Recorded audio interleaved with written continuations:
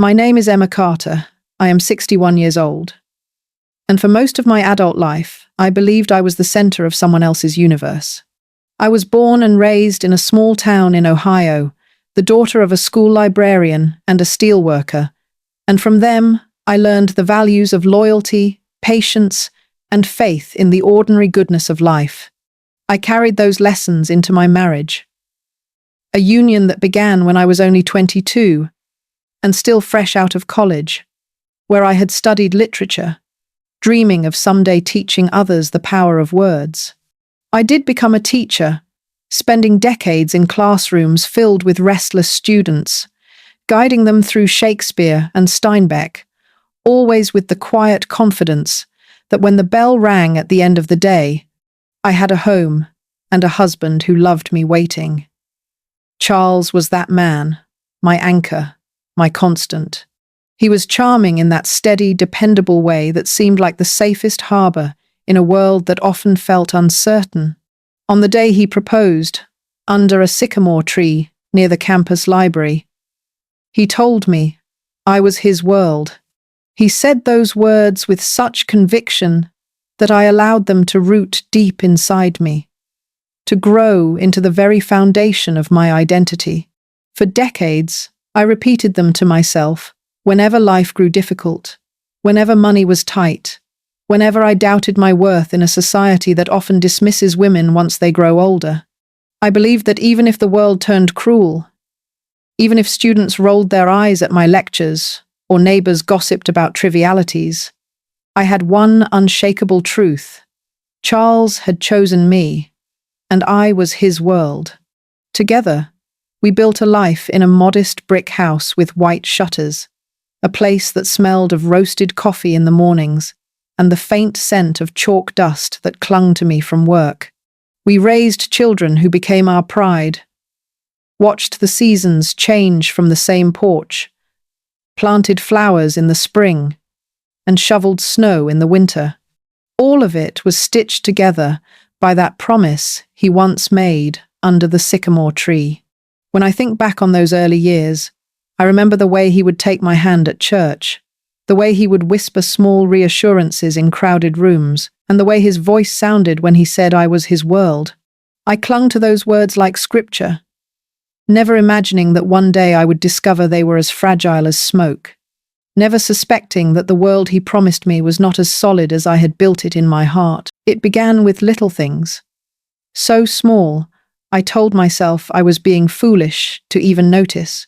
But it is always the little things that creep in first, like hairline cracks in a porcelain cup that still looks perfect until one day it shatters in your hands. Charles had always been a man of habits, predictable to the point that I sometimes teased him for it. Dinner at 6, a beer on the porch at 7, the evening news, and then the crossword before bed. But then, slowly, those habits began to shift. He started keeping his phone on the table during dinner, something he had never done before, and I caught the quick flick of his eyes whenever it buzzed, followed by the way he turned it face down as if the messages were sacred, not meant for my eyes. He began excusing late nights at the office, claiming reports were piling up, or that the younger team members needed his guidance, though after 40 years in the same firm, he had never once brought up such demands before. At first, I swallowed my questions, convincing myself it was simply the way of modern work, the world changing around us, and Charles just adapting to it. But each unexplained hour chipped at me, each sudden shower the moment he came home, each shirt with the faint trace of cologne that was not his own scent, all left me restless in the quiet hours when the house seemed too large and the walls too thin to contain my unease. I remember lying awake, listening to the ticking of the clock, its steady rhythm mocking the racing beat of my heart, telling myself to stop being paranoid, that after so many years together, there was no reason to doubt him, that he had called me his world once, and surely a man does not forget a promise like that. Yet instinct has a way of whispering what the mind refuses to hear. And no matter how often I prayed for calm, no matter how often I reminded myself of his loyalty in the past. A hollow space grew inside me, filling with questions I could not answer. When he smiled at me, that old, steady smile, I felt the warmth of recognition, but also a faint distance, as if he were already half-turned toward another place I could not see. I tried to bury it beneath routine, beneath the hum of the classroom and the chatter of friends. But suspicion has roots, and once planted, it begins to spread silently, pushing through every quiet moment, until even the simplest gesture becomes heavy with doubt. It was on a wet October evening, the kind where the rain falls in steady curtains that blur the headlights and turn the sidewalks into dark mirrors, that the truth finally revealed itself, uninvited and cruel. I had gone downtown after a late faculty meeting, craving a cup of coffee to shake off the fog of a long day, and I slipped into a small cafe I rarely visited, drawn more by the warm glow of its windows than anything else. The bell above the door chimed, and as I shook the raindrops from my coat, I scanned the room, expecting nothing more than a quiet corner and a steaming mug, but my eyes landed on a sight that hollowed me out in a single instant. There was Charles, my Charles, seated at a table near the window, his head tilted toward a young woman whose age I guessed to be no more than 30, the same age our daughter had been when she graduated from medical school. Their hands were entwined across the table, his thumb stroking her knuckles in a gesture so intimate it took my breath away. I froze where I stood, the noise of the cafe fading into a muffled hum, the air suddenly heavy as stone, and for a moment I thought perhaps I was mistaken, that perhaps this man was someone else with the same dark hair sprinkled now with grey, the same slope of shoulders I had leaned on for decades. But then he laughed, that low laugh I knew as well as my own heartbeat, and I understood the world I had built around us, the vows, the home, the countless dinners and shared secrets, cracked apart as though it had always been glass, and I had never noticed the fragility until it shattered. I must have stood there longer than I realized, because the barista asked softly if I needed a seat, but my legs carried me backward out the door before the words could form. The rain hit my face like needles, and I walked without direction, every step echoing with the image of those two hands linked together in the dim light of the cafe. I had imagined betrayal before, in fleeting moments of insecurity, but the imagination is a dull blade compared to the sharpness of reality, and the cut of that sight went straight through me.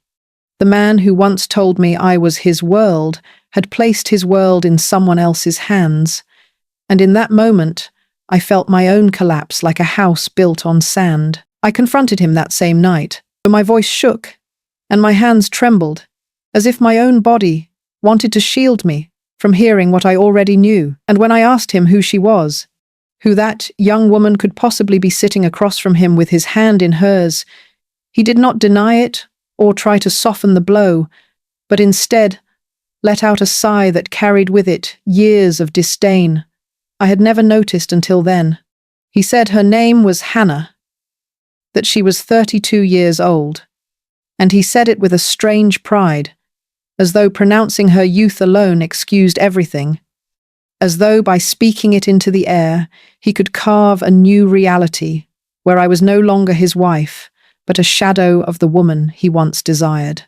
I tried to remind him of the vows we had made, of the house we had built, of the children who bore his name, but he brushed it all aside like an old book gathering dust on a shelf, something he could leave behind without a backward glance.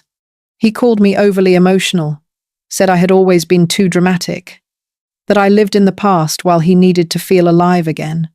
And in that moment, the man I thought I knew disappeared completely, replaced by a stranger wearing his face. The word alive clung to me like a curse, because what was I to him then, if not life, if not the air and the ground and the countless mornings I had poured coffee into his cup? If not the years I had spent smoothing the path before him, if not the loyalty that had cost me pieces of myself, I felt those words cut deeper than any knife, carving into my chest, leaving a wound that no one could see, but that I knew would bleed inside me for years. He looked at me as if I were a burden to be shed, as if Hannah's laughter could erase the sound of my voice calling him home all these decades. I wanted to scream, to strike him, to collapse.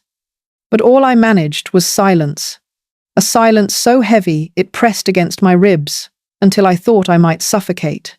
In that silence, I understood that betrayal is not just an act, it is a declaration, and he had named it aloud, leaving me stripped of the illusion that love alone could hold a life together. In the days that followed, I collapsed into myself, the way a house caves in when its beams rot from within, still standing on the outside, but hollow, unlivable, dangerous if anyone stepped too close, and I found that nights stretched into endless vigils where I lay awake, listening to the whir of the ceiling fan and the restless shuffle of branches against the windows, while my mind replayed his words over and over until they lost their shape and became only echoes that rattled in my chest. Mornings were no better, each one bringing with it the cruel reminder that the world had not stopped to match my grief, that sunlight still spilled across the kitchen tiles, and the birds still sang as though nothing had been broken, while I sat with a mug of coffee I could barely taste, staring at the grooves in the table where we had once traced patterns together with our fingertips.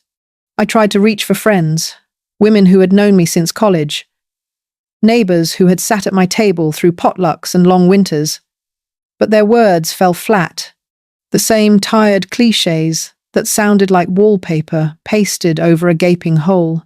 They told me I was strong, that I would get through this, that men sometimes lost their way and came back.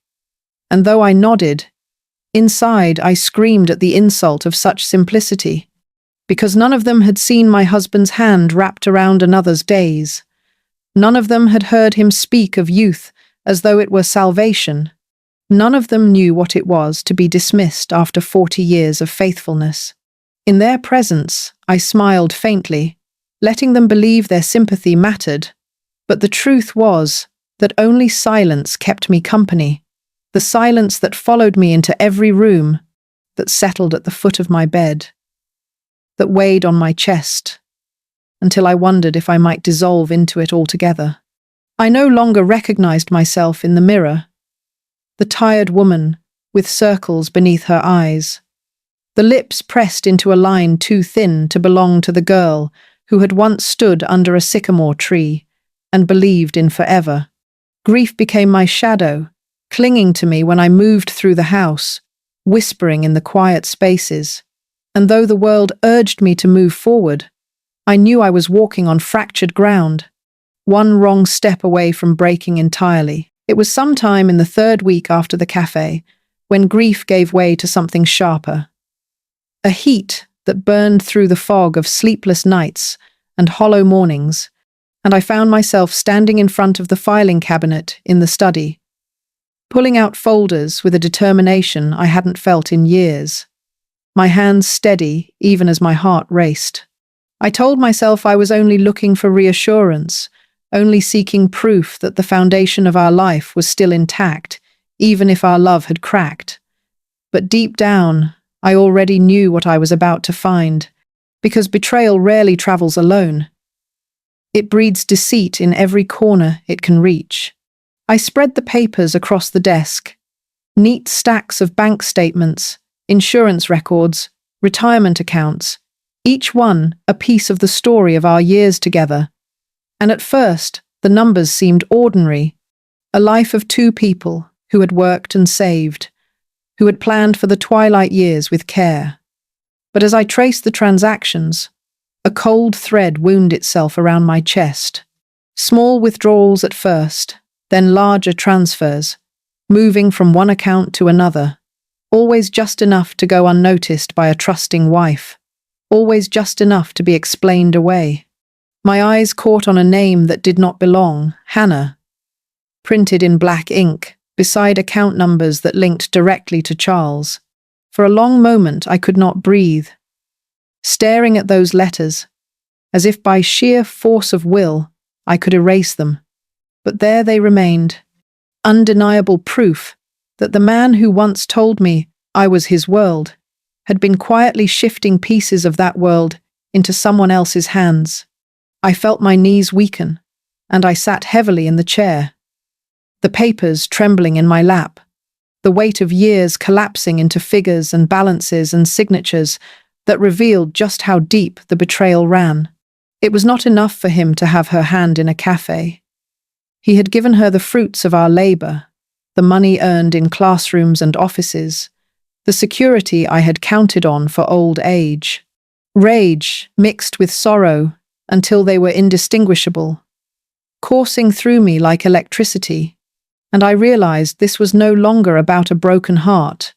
This was about survival, about reclaiming the dignity and stability that he had tried to strip from me without a second thought. Something shifted inside me the morning after I discovered Hannah's name on those bank statements, as though the endless nights of grief had burned themselves out and left behind, not ashes, but embers that began to glow with a heat I could no longer ignore.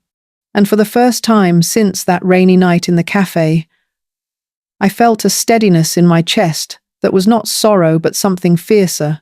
I stood at the kitchen sink with the papers spread out on the counter, the dawn light washing across them like a spotlight, and I heard my mother's voice as clear as if she were standing beside me again.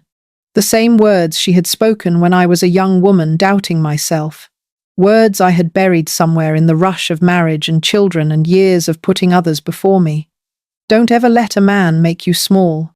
She had said it while folding laundry, her hands rough from work, her eyes sharp with the kind of wisdom that comes from having lived through her own betrayals. And now, decades later, those words rose up like a command. For weeks, I had been shrinking, curling into myself, letting Charles's betrayal define the boundaries of my life. But in that moment, I straightened, my shoulders squaring as if those words were scaffolding holding me upright. The rage I expected never came. Instead, there was clarity, a recognition that revenge was not about hurting him for the sake of it, but about reclaiming the dignity he had tried to strip from me, about proving to myself that I was still whole, still powerful, still capable of more than being someone's discarded wife. I wiped my tears with the back of my hand, smoothed the crumpled papers, and began to imagine what it would look like to fight back. Not with screaming or begging, but with precision, with the quiet strength of a woman who knows she has been underestimated. The thought of it lit something deep within me, a fire that spread through my veins, until even the simple act of setting the kettle on the stove felt like a declaration that I was not finished. He had taken my trust.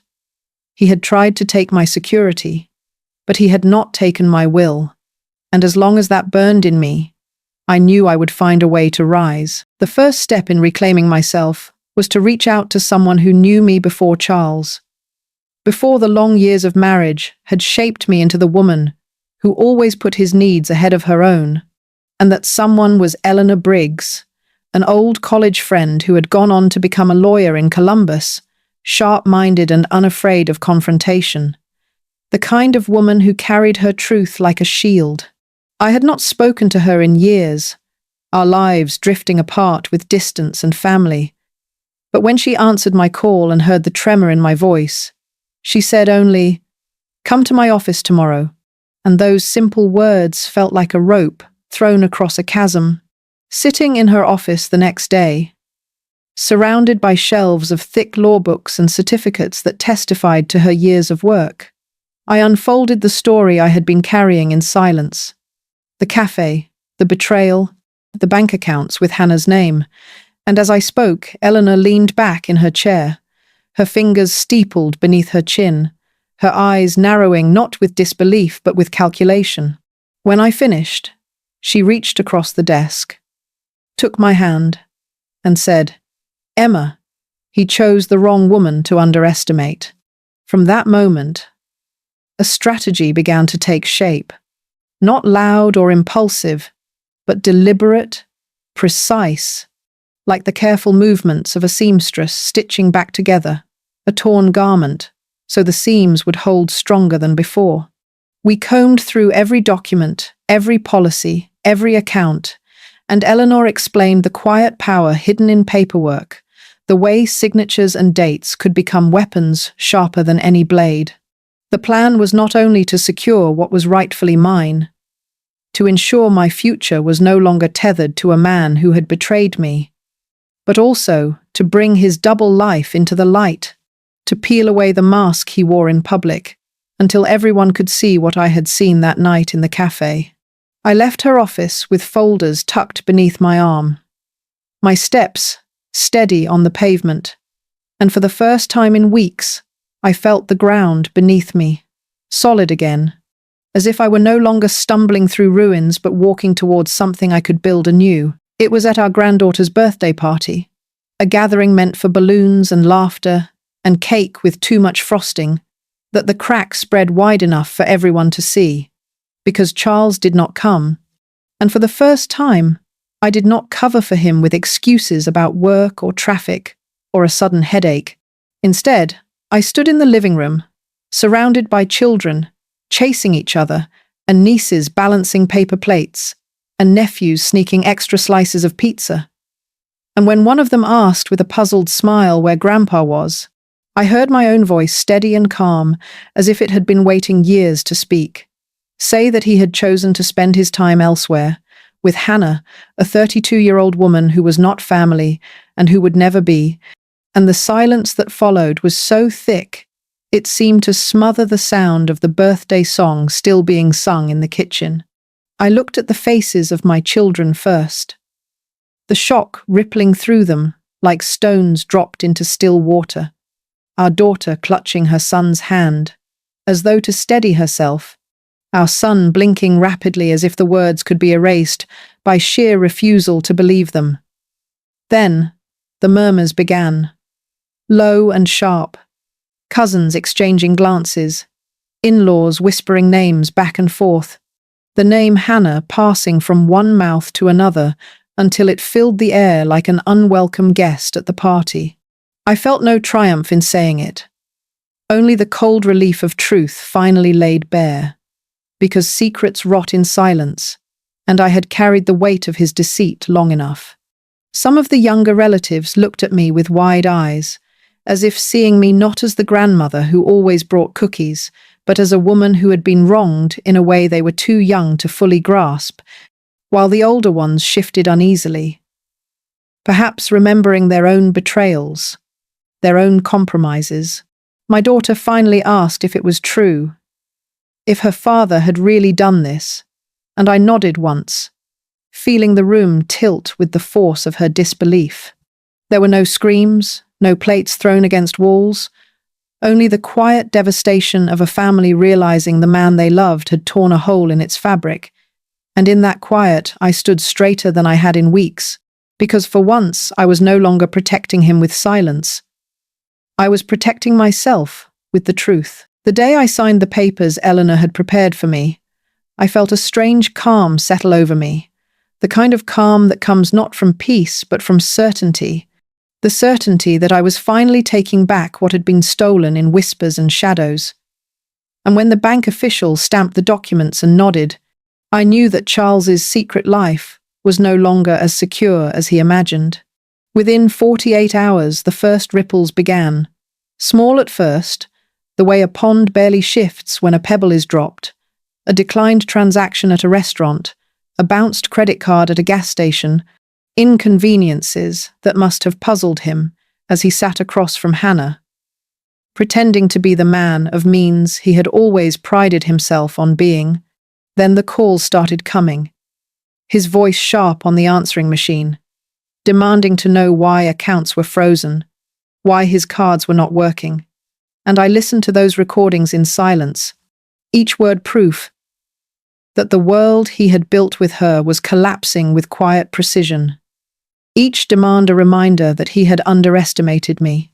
Eleanor had explained how simple it was once the paperwork was filed, how my rights as his wife of 40 years outweighed whatever illusions he was spinning with her. And I marveled at how fragile his kingdom was, how quickly the walls fell when the foundation was pulled out from beneath it.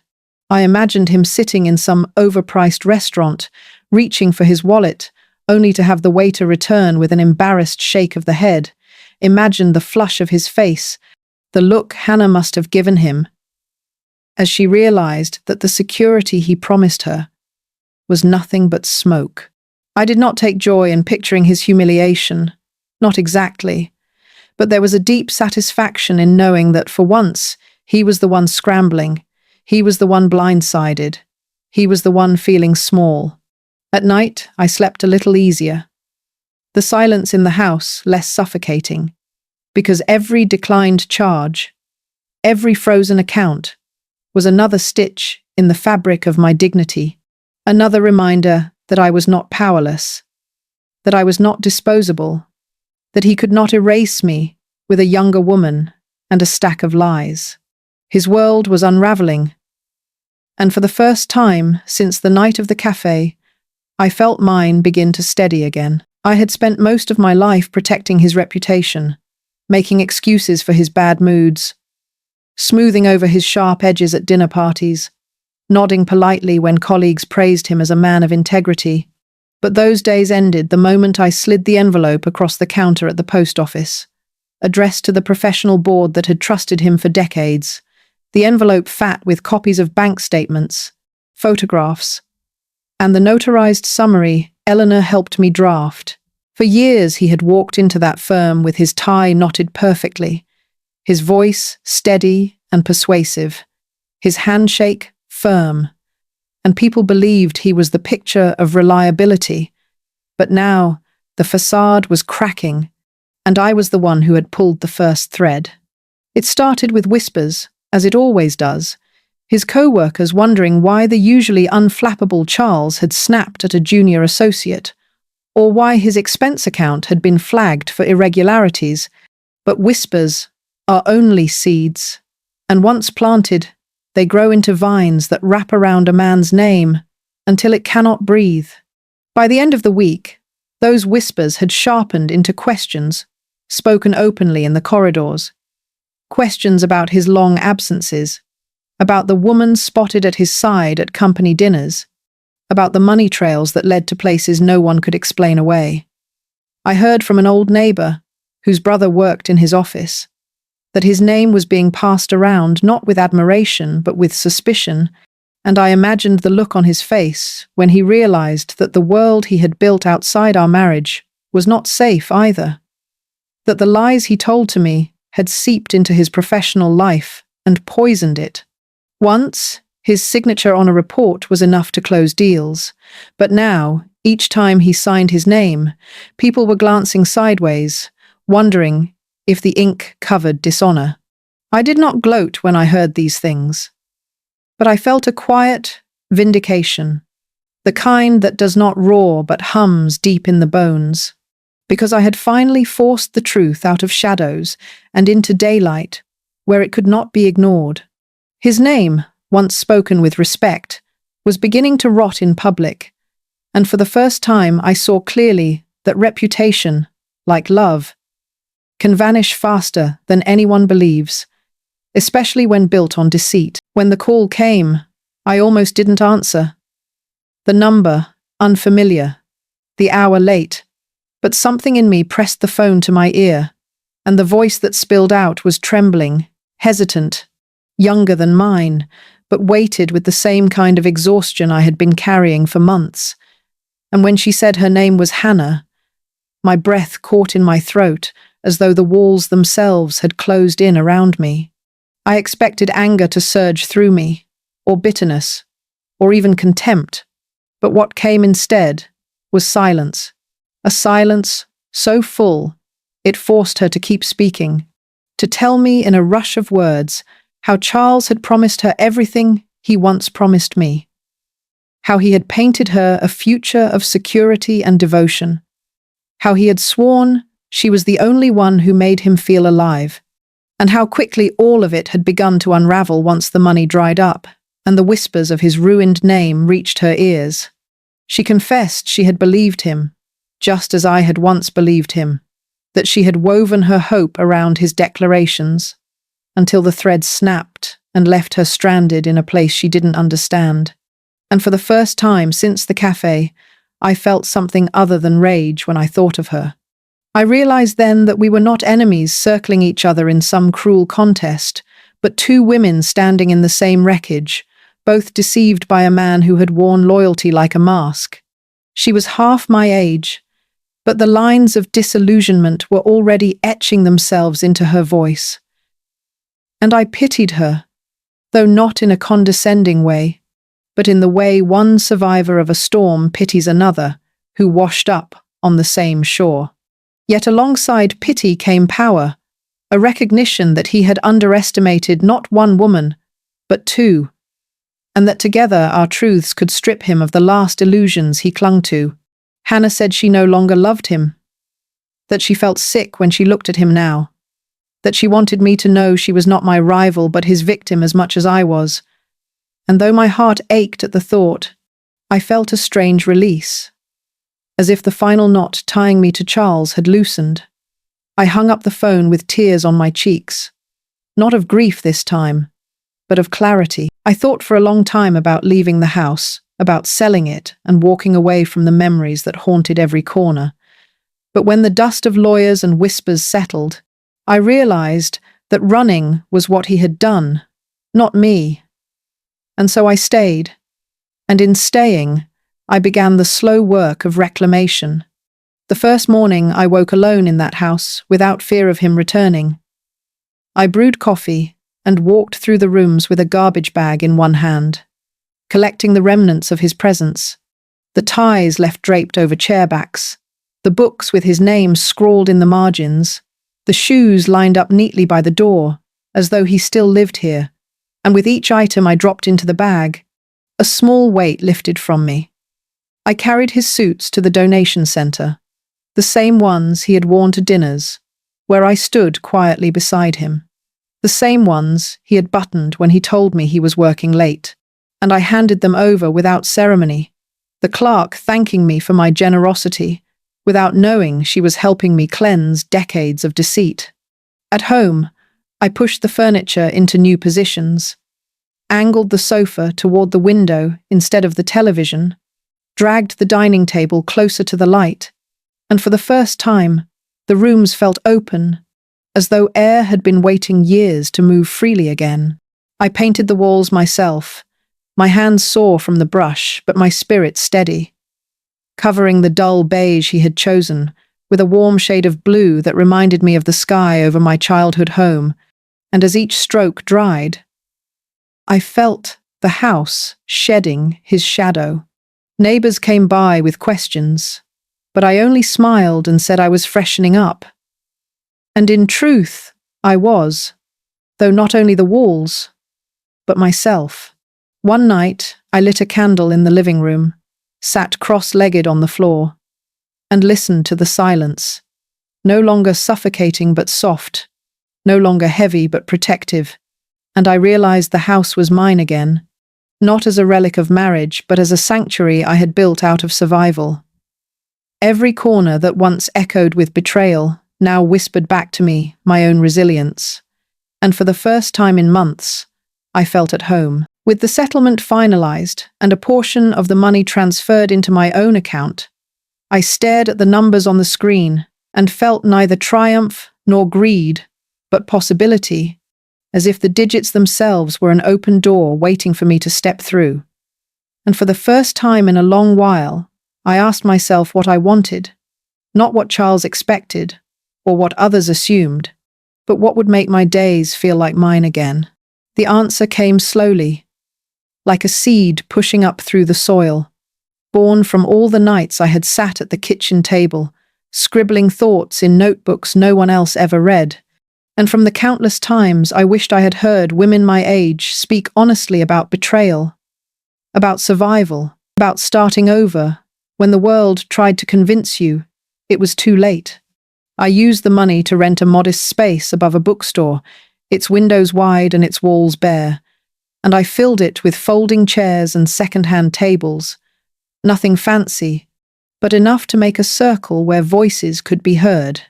I called it the Women's Workshop, though privately I thought of it as a lifeboat, a place where women over 50 could come ashore and unburden themselves without fear of being dismissed as bitter or irrelevant. The first meeting was small, just 4 of us. But when one woman trembled as she read aloud the story of her husband leaving her after 30 years, and another nodded through tears because she had lived the same, I knew something powerful was forming. Week after week, more women came, carrying journals, scraps of paper, or only their voices. And we told our stories, not polished or pretty, but raw. And in that rawness we found each other. I shared too. The cafe, the bank accounts, the silence that almost swallowed me whole. And as the words left my mouth, I realized I was no longer telling them for sympathy, but for strength, because each time I spoke, my voice grew steadier, like an anchor, dropping deep into water, holding me firm against the currents of memory. The workshop became more than I had dreamed, a place where laughter rose as easily as tears, where women who had once thought themselves invisible found themselves reflected in the eyes of others. It was there, in that circle of voices, that I began to understand that my story did not end in betrayal. It began again in truth. As I close this chapter of my life, I want to speak plainly, not as a woman betrayed, but as a woman who refused to stay broken. Because if my story has taught me anything, it is that love after loss is possible, but it demands discernment, a careful eye for what is real and what is illusion, and the courage to walk away when someone asks you to shrink. Trust is sacred, more sacred than vows spoken at an altar or rings worn on a hand. And when it is violated, the wound is deeper than most can imagine. But silence is more dangerous still, because silence is where betrayal thrives. It is the shadow where lies multiply. It is the chain that keeps women like me locked to shame that was never ours to carry. For too long I blamed myself, telling myself I should have seen the signs sooner, that I should have been less naive. But I have learned to forgive that woman, the one who believed Charles when he said I was his world. Because her belief was not weakness, it was love. And love should never be punished. What I will never forgive is the system that allowed his betrayal to go unnoticed. The colleagues who looked away, the family who whispered excuses, the culture that insists a man's wandering is a midlife crisis, while a woman's heartbreak is a personal failure. I will not excuse it, because excusing it only paves the way for the next betrayal. And I will not let my silence become someone else's permission. If you hear my voice now, know that this is not a story of despair. It is not a cautionary tale meant to scare you from loving again. It is a story of reclamation, of dignity wrestled back from the ashes, of a woman who refused to let grief be the last word. Even grief can be preyed upon, and even love can be weaponized. But strength comes when we speak, when we name what has hurt us, when we choose to build something new from what others tried to destroy. My life is not over. It is rewritten. And if you carry anything from my words, let it be this. Never let anyone make you small. Never hand over your voice to silence. And never forget that even after betrayal, your dignity can still be your anchor.